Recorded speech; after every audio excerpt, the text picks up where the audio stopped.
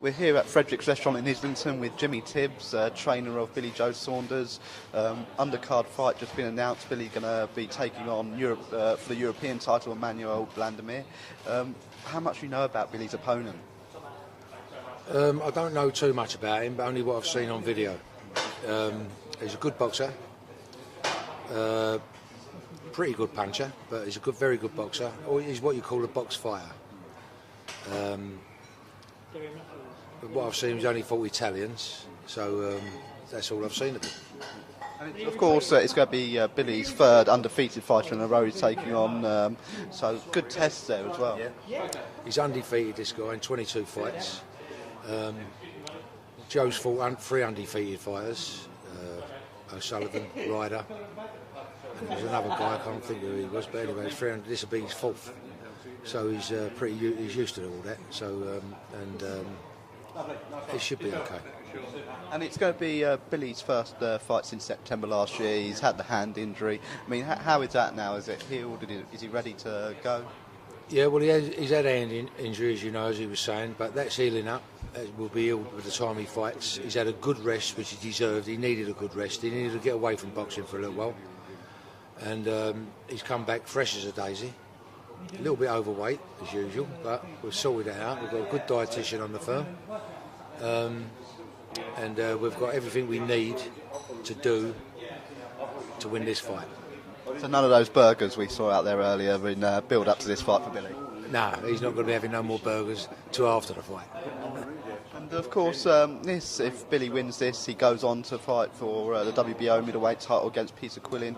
How much have you seen of Peter, and what makes you think Billy could go there and beat Peter as well?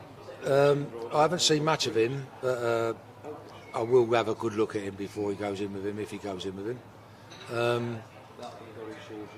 Whether it's abroad in America or here, I'm like Frank, I would prefer to have it in England if it's possible, but that's left to the promoter, Frank Warren. And but we're confident with Peter Quillin. We're not overconfident, but we're confident. I'm always confident with a guy I train. I'm very confident with him. And what preparations we mentioned the hand of Billy? Has he been doing anything with that hand? Has he been on the punching bags? No, yeah, or he hasn't done no punching, just shadow boxing. Grips to strengthen his hands up, skipping, groundwork, core structure, all preparing him to get punching. He'll probably start punching next week, light punching. The heavy bag, he'll do it punching light, break himself in, have a week or so of that, bit of pad work, then we'll call the sparring partners in. Just building it up slowly, one step at a time. Yeah. And I mean, if Billy comes through this fight for the European title, do you think we could see the world title fight back end of this year or early next year? June, July, August. I could see maybe this year, if everything goes according to plan. Could be this year, yeah. And who are some of the other fighters in the division you're looking at for Billy? I mean, there's some great world fighters out there. There's some great domestic fights out there as well. Yeah, well, they all keep talking about they want to fight him, but when the time comes, they just don't want to do it.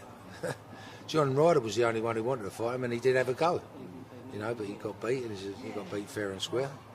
There's Eubanks, that would make a good draw.